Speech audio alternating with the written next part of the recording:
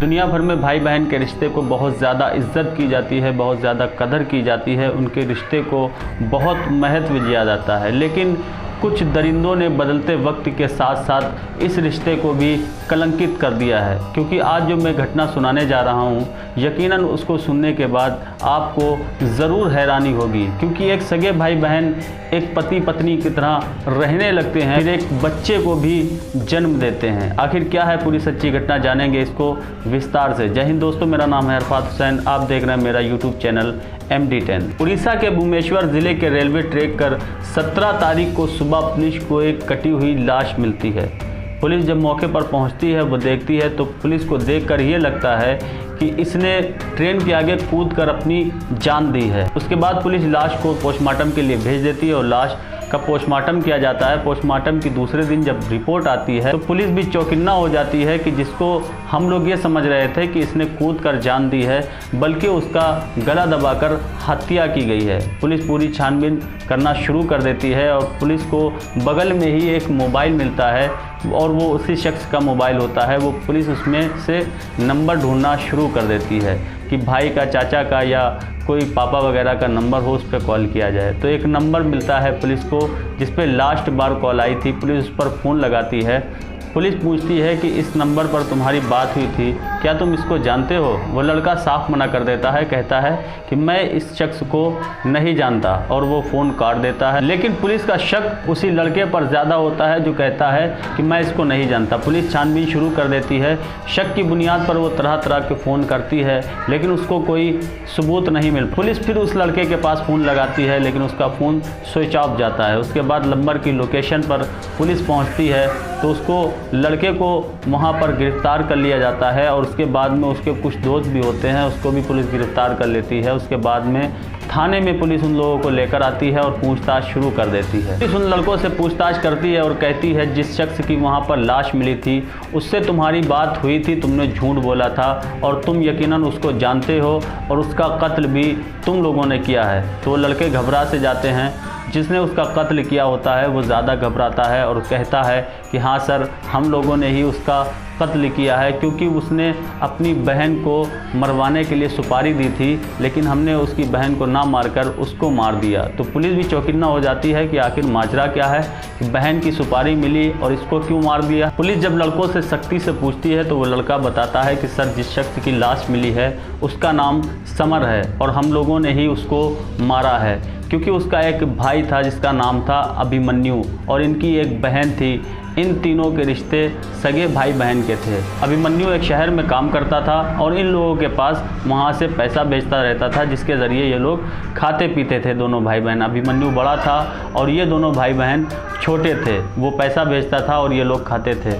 कुछ टाइम के बाद उसका काम बंद हो जाता है और पैसे की तंगी हो जाती है। इन लोगों के पास कोई भी पैसा नहीं होता, खाने के भी लाले पड़ जाते हैं। फिर अभिमन्यु कहता है फ़ोन करके कि तुम लोग भी हमारे पास आ जाओ और यहाँ पर कोई काम धंधा करेंगे और हम तीनों लोग यहाँ पर ज़िंदगी गुजारेंगे।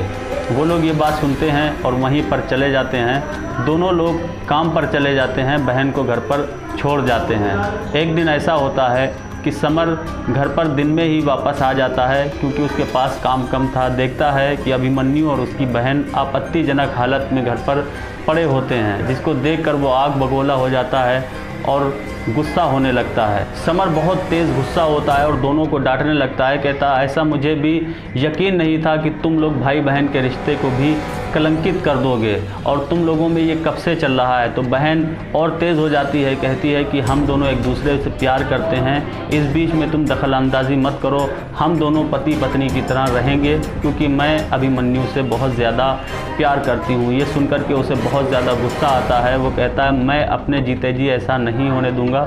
तो वो लोग उसको घर से निकाल देते हैं, कहते तुम इस घर में नहीं रहोगे या हम लोग नहीं रहेंगे। तो वो गुस्से में वहाँ से चला जाता है और दूसरी जगह पर एक रूम किराए पर लेता है, वहाँ काम धंधा शुरू कर देता है। लेकिन जब कुछ समय गुजरता है, कुछ महीनों के बाद उसके एक बच्चा पैदा होता है अभिमन्यु की बहन के, जिसको सुनकर के वो और भी ज़्यादा आग बगोला हो जाता है। समर को कहीं भी ध्यान नहीं लग रहा था, कहीं भी उसको अच्छा नहीं लग रहा था। उसके दो दोस्त मिलते हैं, उनके पास वो जाता है, कहता है कि तुमको हमारी बहन का कत्ल करना है, मेरे पास 1.5 लाख रुपए हैं, वो 1.5 लाख रुपए मैं तुमको दूंगा और तुमको हमारी बहन को कत्ल करना है। वो दोनों भी कोई कारोबार नहीं करते थे, उनके पास कोई पैसा नहीं होता था, जिसको सुनकर के वो बहुत ज़्यादा लालच में आ जाते हैं और वो दोनों इस पर राज़ी हो जाते हैं। कहते ठीक है, मैं तुम्हारी बहन का कत्ल कर दूंगा। एक बार वो जाते हैं कत्ल करने, भीड़ भाड़ देखकर लौट आते हैं, वो कत्ल नहीं कर पाते हैं। फिर दोबारा जाते हैं, उसके घर तक पहुंच जाते हैं, लेकिन वो उसका कत्ल नहीं करते हैं। फिर तीसरी बार जब जाते हैं तो वहाँ पर जाम लगा होता है, क्योंकि वो लोग इस तरह के कत्ल वगैरह नहीं करते थे, लेकिन वो पैसे की लालच में ऐसा कर रहे थे। भीड़ भाड़ देख करके वो लोग फिर से वापस आ जाते हैं और लड़की का कत्ल नहीं करते हैं। फिर कुछ दिनों के बाद समर उन लोगों के पास जाता है और कहता है कि तुम लोगों से ये काम छोटा सा भी नहीं हो पा रहा, तुम लोग कत्ल नहीं कर पाओगे, ऐसा करो तुम मेरा पैसा वापस दे दो और मैं किसी और से सुपारी दे दूंगा, उससे अपनी बहन का कत्ल करवा लूँगा। ये कह कर के समर वापस हो जाता है और इन लोगों के मन में एक टेंशन सी घुस जाती है कि उसने 1.5 लाख रुपया दिया था, जिसमें मेरे पास कुछ पैसे भी कम हो गए, अब समर को हम पैसे कहाँ से देंगे। फिर ये लोग दारू पीते हैं, उसके बाद भी प्लान बनाते हैं क्यों ना हम लोग समर को ही ख़त्म कर दें और इस झंझट से भी बच जाएंगे और रात में ही रेलवे ट्रैक पे डाल देंगे और वो मर जाएगा, किसी को पता भी नहीं चलेगा।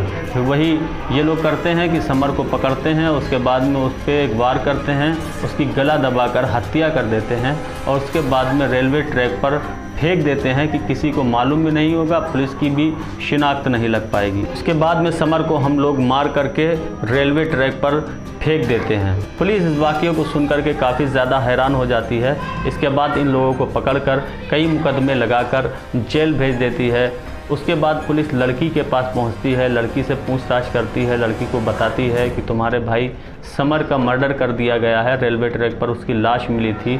उसके बाद में उसके भाई अभिमन्यु को पुलिस बताती है और वहां से पुलिस चली जाती है, उन लोगों पर कोई भी कार्रवाई नहीं करती। उसके बाद जब पुलिस चली जाती है तो उसकी बहन बहुत खुश होती है कि अच्छा हुआ हमारा भाई मर गया, क्योंकि उसके रहते हुए हम लोग कुछ भी नहीं कर पा रहे थे, ना ही अच्छे तरीके से जीवन यापन कर पा रहे थे। लेकिन दोस्तों, हमारे समाज में जो भाई बहन के रिश्ते को कुछ लोग कलंकित कर रहे हैं, सगे भाई अपनी बहन से अफेयर कर लेते हैं और बच्चा भी पैदा कर लेते हैं।